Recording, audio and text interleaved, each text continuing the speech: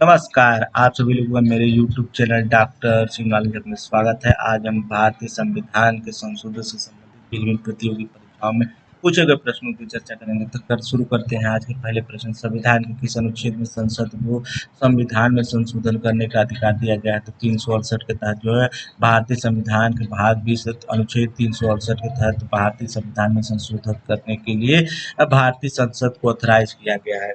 भारतीय संविधान के द्वारा 3 प्रकार के संशोधन की प्रक्रियाओं को फॉलो किया जाता है। संसद के समान बहुमत द्वारा, संसद के विशिष्ट बहुमत अर्थात 2/3 बहुमत द्वारा, संसद के विशिष्ट बहुमत के साथ 2/3 राज्यों का जो है सहमत होना आवश्यक है। ये तीसरी प्रकार का संशोधन, 3 प्रकार के संशोधनों को जो है भारतीय संविधान द्वारा अपनाया गया है। 3 प्रकार के संशोधन का टेक्निक यूज करता है। क्वेश्चन नंबर 2 पे आते हैं। 73वें संविधानिक संशोधन के बाद निम्नलिखित में से वह पहला राज्य कौन सा था जिसने पंचायती राज संस्थाओं को सीधे चुनाव कराए थे? तो आपको याद रखना है कि पंचायती राज व्यवस्था को पहली बार पारित करने वाला राज्य मध्य प्रदेश है और इसको इम्प्लीमेंट कराने वाला राज्य जो है वह राजस्थान है। 2 अक्टूबर सन 1959 को जो है राजस्थान में जो पहली बार जो है इसे इम्प्लीमेंट कराने का कार्य किया गया।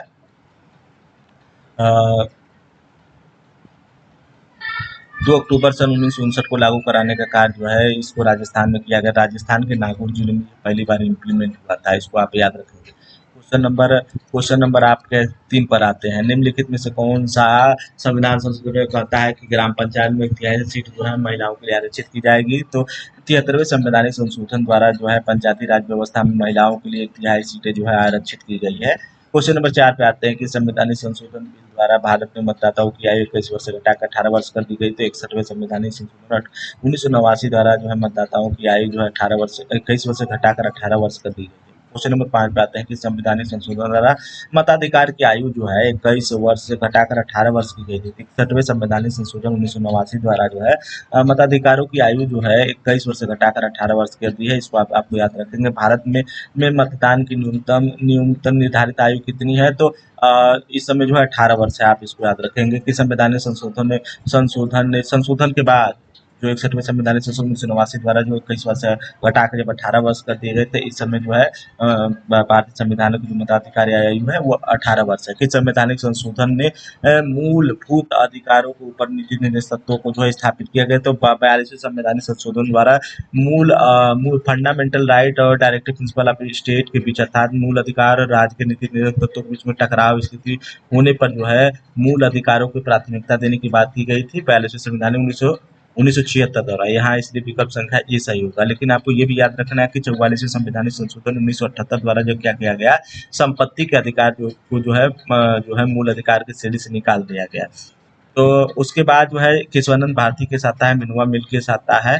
केशवानंद भारती केस 1973 का जो है केरला वाला बात जो रहता है, तो उसमें यह होता है कि फंडामेंटल राइट और डायरेक्टिव प्रिंसिपल ऑफ स्टेट के बीच में कम जो है चेक एंड बैलेंस बनाने की बात की गई, संतुलन बनाने की बात की गई। तो फंडामेंटल राइट के जैसे आर्टिकल 19 है, आर्टिकल 14 है, जैसे कुछ ऐसे राइट है जो आर्टिकल है उसको जो है फंडामेंटल राइट को फंडामेंटल और principle directive principle of state की पॉलिसी को इम्प्लीमेंट कराने के लिए उसकी उपेक्षा की जा सकती है। ऐसे प्रावधान किए गए हैं। ठीक। लेकिन आप फंडामेंटल राइट को पूरी तरह से जो है वो नहीं वायलेट नहीं कर सकते। उसमें कुछ प्रोविजन है, तो 3 आर्टिकल है, उसको ही केवल उसकी उपेक्षा की जा सकती है। ऐसा प्रावधान है। क्वेश्चन नंबर 8 पे आते हैं।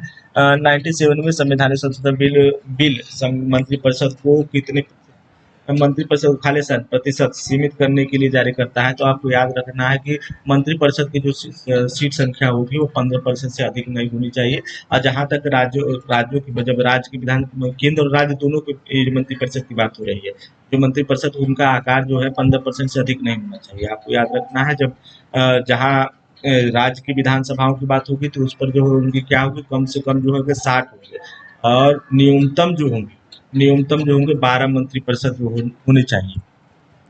जो सदस्य संख्या है विधानसभा की, जो सदस्य संख्या है वो 60 है कम से कम। और उनमें जो है अगर आप 15% निकालेंगे तो 15% के आधार पे जो है 12 सदस्य जो है वो कम नहीं होना चाहिए। ये प्रावधान किया गया। ठीक। अब क्वेश्चन नंबर आते हैं 9 पर। क्वेश्चन नंबर 9 दिया है, सरकार को चाहिए कि वह सिर्फ योग्यता के आधार पर ही छात्रों को रोजगार दे, न कि आरक्षण के आधार पर। अब इसमें पूर्व धारणाएं दिया है, उच्च वर्ग में भी बहुत से ऐसे छात्र जो गरीबी रेखा के नीचे जीवन यापन कर रहे हैं, छात्र की योग्यता को तय कर पाना असंभव है। तो आपको याद रखना है कि केवल एज होगा, वो यहाँ सही होगा, अंतर्निहित है। ठीक, ये बात सही है कि जो है ईडब्ल्यूएस, जो इसीलिए तो भारतीय पार्लियामेंट के द्वारा ईडब्ल्यूएस जो है भी संशोधन करके जो है इंडियन कॉन्स्टिट्यूशन में अमेंडमेंट करके जो है ईडब्ल्यूएस जोड़ा, गरीब उच्च वर्ग के जो गरीब उच्च श्रेणी के छात्र हैं उनको ईडब्ल्यूएस आर्थिक रूप से पिछड़े वर्गों को चिन्हित कर उन्हें आरक्षण दिया गया 10% इसी के तहत। क्वेश्चन नंबर 10 पे आते हैं, गोवा राज्य का निर्माण किस संवैधानिक संशोधन के द्वारा किया गया है? तो आपको याद रखना है कि 56वें संवैधानिक संशोधन द्वारा गोवा राज्य का निर्माण किया। गोवा जो पहले पुर्तगालियों के अधीन था, उसे विमुक्त करके और इसे अपना राज्य बनाया गया। 11 क्वेश्चन नंबर 11 पे हमें आते हैं, कौन से संविधान संशोधन विधेयक द्वारा गोवा को राज्य बनाया गया? तो अभी आपने देखा कि जो है 56वें संवैधानिक संशोधन द्वारा जो है गोवा को जो है भारत का एक अभिन्न अंग बनाया गया, राज्य बनाया गया। क्वेश्चन नंबर 13 पे आते हैं, भारत सरकार द्वारा प्रोविंस के लाभ को किस वर्ष समाप्त कर दिया गया? तो आपको याद रखना है कि जो प्रोविंस अर्थात जो प्रोविंसेस जो राजवाड़े थे उनके राइट को जो है 26वें संवैधानिक संशोधन 1971 में जो पारित करके जो है उनके प्रोविंसेस राइट को जो है समाप्त कर दिया गया, अर्थात राजशाही को वह खत्म कर दिया गया। आधुनिक समय में विधि का एकमात्र साधन क्या है? विधानमंडल है। विधानमंडल के द्वारा ही विधि को जो है बनाया जाता है और एग्जीक्यूटिव द्वारा जैसे इम्प्लीमेंट कराने का कार्य किया जाता है। क्वेश्चन नंबर 15 पे आते हैं, संविधान में संशोधन नहीं किया जा सकता, किसके माध्यम से पूछ रहा है, किस तरह से नहीं किया जा सकता था? संसद के साधारण बहुमत से सही, अभी हमने ऊपर ही बताया था। संसद के 2/3 बहुमत से, ये भी सही है। संसद के 2/3 बहुमत और राज्य के 1/3 सदस्यों से, तो ये भी सही है। जनमत संग्रह से नहीं, जनमत संग्रह से हम क्या करते हैं, ये जो है ये डायरेक्ट डेमोक्रेटिक जो कंट्री होती है वहाँ इस टेक्निक का यूज किया जाता है। इसमें जो है अपने प्रतिनिधियों पर नियंत्रण रखने के लिए इस टेक्निक का यूज किया जाता है। इसके माध्यम से हम क्या करते हैं, किसी बात पर अपने जो है विचार रखते हैं। भारतीय संविधान की प्रस्तावना में क्वेश्चन नंबर 16, भारतीय संविधान के प्रस्तावना में धर्मनिरपेक्ष शब्द किस संशोधन द्वारा जुड़ा गया? तो आपको याद रखना है कि 42वें संवैधानिक संशोधन द्वारा धर्मनिरपेक्ष राज्य को जुड़ा गया था 1976 द्वारा। ठीक, अब आते हैं क्वेश्चन नंबर 17, संविधान के 42वें संविधान संशोधन निम्न में से क्या जोड़ा गया? तो आपको याद रखना है कि 42वें संवैधानिक संशोधन 1976 द्वारा भारतीय संविधान के प्रस्ताव में 3 शब्द जोड़े गए, धर्मनिरपेक्षता, समाजवादी और अखंडता शब्द जोड़ा गया है। क्वेश्चन नंबर 18 पे आते हैं, 18 पे उस संविधान संशोधन का नाम बताइए जिनके द्वारा 3 नए राज्य छत्तीसगढ़, उत्तराखंड और झारखंड अस्तित्व में आए। था आपको याद रखना है कि 84वें संवैधानिक संशोधन और सन 2000 द्वारा 3 राज्य अस्तित्व में आए थे। छत्तीसगढ़ मध्य प्रदेश से निकला था और उसके बाद उत्तर प्रदेश से जो है उत्तराखंड निकला, बिहार से झारखंड निकला। ठीक, इस प्रकार जो है 3 राज्य जो है अस्तित्व में आए। ठीक, अगली क्लास में हम फिर हाजिर होंगे। ठीक, भारतीय संविधान के अनुसूची के साथ। तब तक के लिए धन्यवाद।